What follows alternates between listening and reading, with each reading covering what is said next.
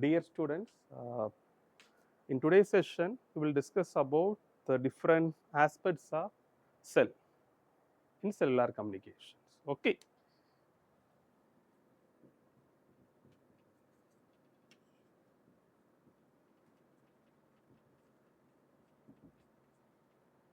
So now, what do you mean by a cell? In local language, we will use cell phone, okay, or mobile phone. Cell. What do you mean by a cell? When you ask a biology student, you may get a different answer. The basic unit of life is said to be cell. So actually, the area covered by a base station is said to be cell. So in local language, we will say this as a cell phone tower. The technical word for this will be base station. So this area, the coverage area of a particular base station, so that is said to be cell. So next one, usually we will assume an imaginary shape for this cell. So this is the imaginary shape. So the cells will be hexagonal in shape. Okay, a particular base station, and that will be hexagonal in shape. So this is just an assumption. So you may hear why we can't use a circle. The thing is, when you use a hexagonal shape, you can cover the things in a proper way. That's why we are going for hexagonal shape. So the shape of a cell will be hexagonal in say. Okay. So the cell phone coverage area of a particular base station is said to be cell. Okay. So now, so you will be having S number of duplex channels, not half duplex, full duplex, X number of duplex channels. Okay. So this S number of channels, that will be given, okay, in a particular cells. That means I will explain with an example. If S is equal to 14, K is equal to 7, N is equal to 2. The capital S, that is the total number of duplex channels available in a network, that is said to be 14. K, the number of channels allocated in a particular cell. So total channels 14, number of cells. So this is said to be A, this is said to be B. So in A there will be 7 duplex channels, in B there will be 7 duplex channels. So S is equal to Kn. S, the total number of available duplex channels, K, the cell channels available in a particular cell, N, a particular group of cells. Okay, so N is equal to 2. So now, how will you calculate the capacity of a particular cell?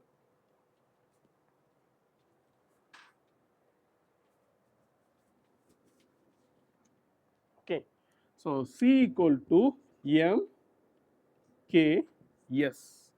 M is nothing but the cluster size. M is nothing but cluster size. That represents how many times a particular cell structure has been repeated. That is said to be M. C equal to MKS in MKN. In other words, C is equal to MS. C, the capacity of the cell, M, the cluster size, K, number of channels in a particular cell, N, number of cells. So C is also equal to M into S. So this is the basic calculation behind the cell. Now the second definition here is frequency reuse concept.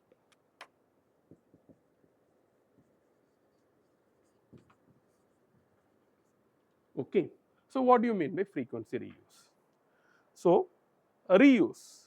So when you use the spectrum at different time periods, different locations, the spectrum has been utilized in a proper way. So, this frequency reuse means how efficiently we are using the available spectrum. So, we can go with an example. For example, if you see the Suryan FM, what is the frequency of Suryan FM? That is 93.5 megahertz. Okay, I'm taking this example, Suryan FM. The same 93.5 you can listen at Chennai, you can listen at Trichy, you can listen at Viluppuram, you can listen at Coimbatore, but all the songs are different. So, how it happens?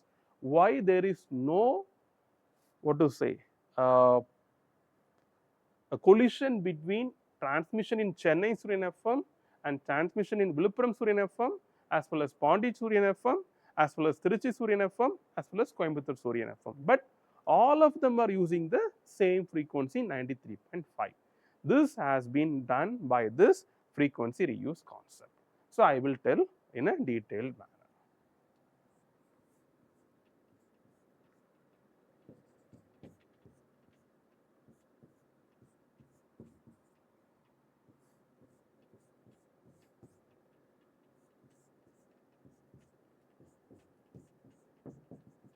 So, see here A, B, C, D, E.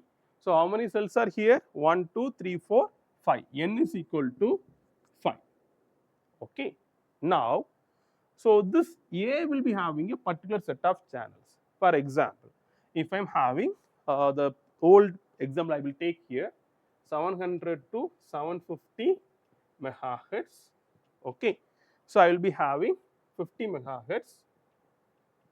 So, here 5 cells are there. So, each cell will be having a 10 megahertz. I will allocate each cell 10 megahertz. So, consider if I allocate each channel 2 megahertz channel, then k is equal to 5. K is equal to 5. So, 10 divided by 2, that is equal to 5. K is equal to 5. So, each cell will be having 5 channels. A will be having a set of 5 channels. B will be having a set of 5 channels. C, D, E. So, the S will be 5 into K. K is 5, N is 5. That is 25 channels. So, this all 25 channels are different in their bandwidth, are not different in their frequency. Okay. So, all 25 channels of bandwidth 2 megahertz, but they are different in their frequency. So, here comes the frequency reuse concept. If this A uses 93.5 frequency, the same can be, so this is like let A is in Chennai. The same 93.5 frequency can be used in Pondi. Okay. Then you need to represent that as A, same 93.5. If provided the distance between A and this A is sufficiently long, as well as the coverage area of this base station must not affect this base station. This concept is said to be frequency reuse. We are using the same frequency at different locations. So, these channels are said to be co-channel cells. So, you need to learn about 2 types of cells. One is said to be co-channel cells, another one is adjacent cells. So, what are co-channel cells? Cells which are using same set of frequency. As we discussed earlier, the same frequency can be repeated in different places. So, the cells which are using same set of frequency is said to be co-channel cells. Next one is adjacent channel cells. So, now see, so since we assume a cell is a external shaped one, so 5 different boundaries will be there. So here if you take this, B is a boundary for A, D is a boundary for A, C is a boundary for A.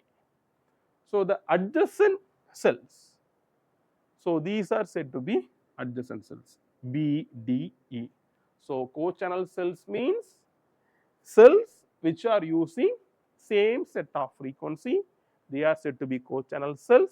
Adjacent cells means the neighborhood cells are said to be adjacent cells. Clear in this? Now we will study the types of interference in channel allocation.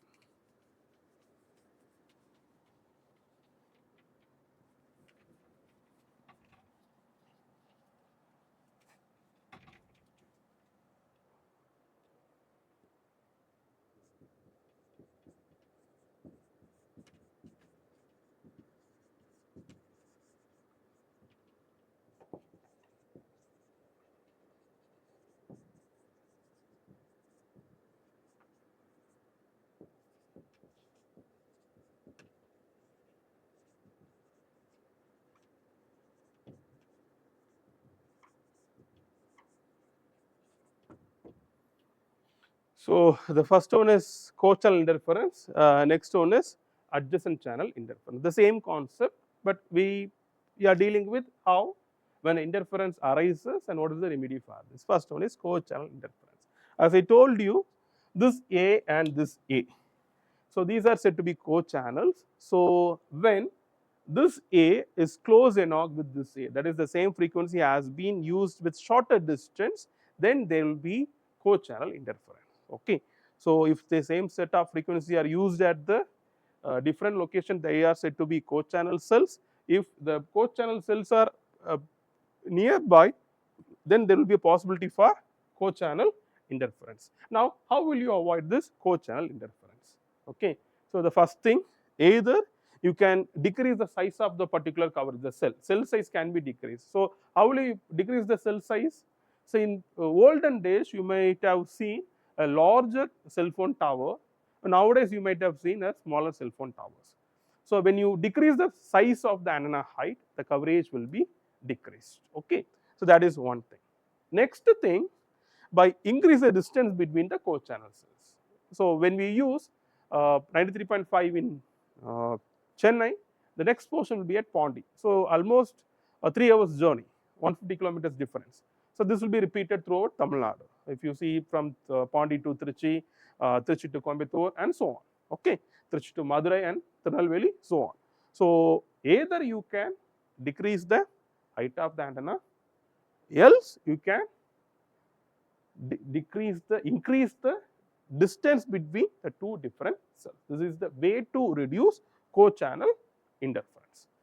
Next one is adjacent channel interference.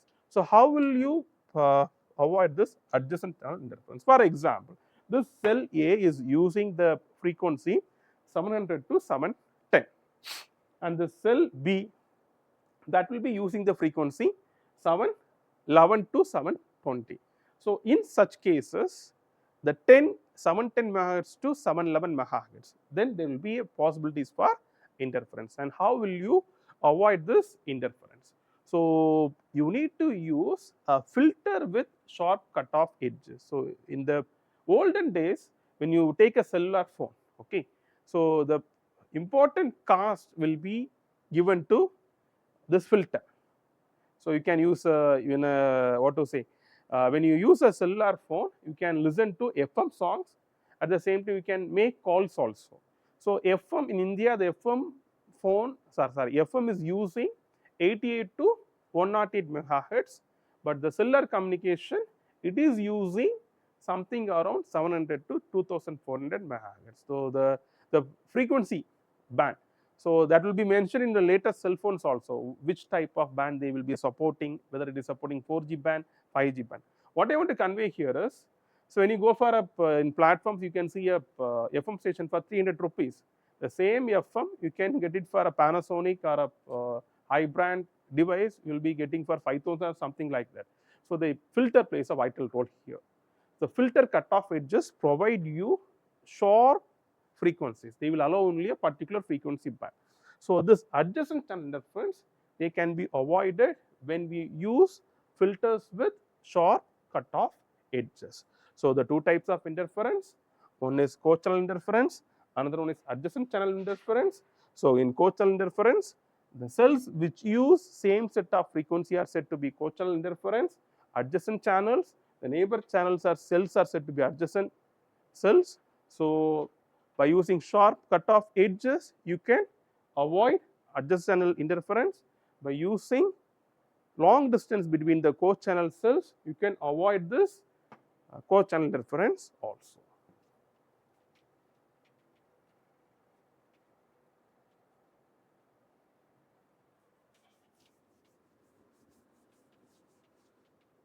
So, the next topic is handoff.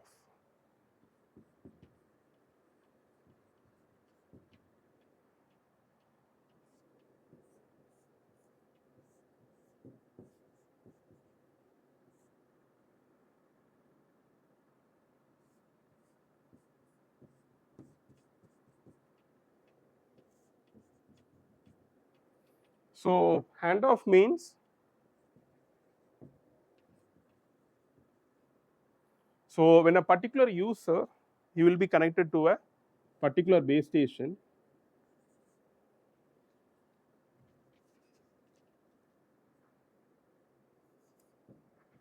Okay. So, in such scenario, what will happen here is, so when the user moves from the coverage area of one base station to another base station, the entire things is authentication, the calls, everything should be shifted from base station 1 to base station 2. This process should happen without any break. So, this is called as handoff. So, handoff will be of two types. One is said to be soft handoff, next one is said to be hard handoff. So, soft handoff, so first we will see the soft handoff. In soft handoff, we can hear in while traveling in bus in city areas, you will be uh, experiencing this soft handoff. Okay. So, what will happen when there is soft handoff? When you are connected to two different base stations and the same thing, this user will be shifted to one base station to another without unknown to the user. That is said to be soft handoff. Here the connection will not get terminated. Well, in hard handoff, when you travel through train, when you go for remote places, what will happen is, in certain areas you will not get any cell phone tower. So, in hard handoff, what will happen is, here the cell phone has lost its connection before gets connected to the new base station. Such things is said to be hard handoff. So, it is important 2-mark question. So, soft handoff, the everything will be transferred to one base station to another base station without any termination of call, but in hard handoff the things will happen, but there will be a termination of call. That is said to be hard handoff. Apart from this, there are two types of handoffs. One is said to be MAHO, another one is NAHO. Okay. So, what is MAHO? Mobile assisted handoff. What is NAHO? Network assisted handoff. In 2G, there will be mobile assisted handoff, and in 3G, there will be network assisted handoff. So, who will initiate this handoff? So, what will happen when there is frequent handoff? These are the problems while we will discuss about handoff. Okay. So, when there is frequent switchover and a mobile phone switches from one base station to another, you need to shift the entire things. It needs to shift the authentication, it needs to shift the entire things. So, there will be a what to say, power problem will be there. We need to spend a lot of power for this handoff process. So, shifting the entire authentication details, location details and everything, we need to use a large amount of power. So, the handoff should be as slow as possible. But when you reduce the number of handoffs, you may not be getting a quality signal. So, what will happen here is when to initiate the handoff, that is said to be the next point. So, there will be a threshold amount, the minimal power, the dB level, which can be used for the cellular communication. So, that is said to be the threshold value. When the mobile receives a signal level below this, then there will be a handoff. Initiation will be there, as well as the next process will be happening. So, in this case, sometimes the mobile may taking over the things, sometimes this network may be taking over the things. Okay. So, this mobile assistant handoff as well as network assistant handoff, that also are two different types. Apart from this, soft handoff, hard handoff, all these things we discussed. So, when they ask about this handoff, you need to tell about the need, when to initiate. Okay. So, here another important 2-mark question, that is said to be dwell time. So, dwell time is for how many time period a user should be in a particular base station, that is said to be dwell time. So, important 2-mark questions. So, when they ask about handoff, you need to write its definition and how, when we need to initiate this handoff. So, what will happen when when there is frequent handoff, what will happen when there is no handoff, then the types of handoff, soft, hard, mobile assisted, aided assisted, and as well as its advantages. Thank you, students.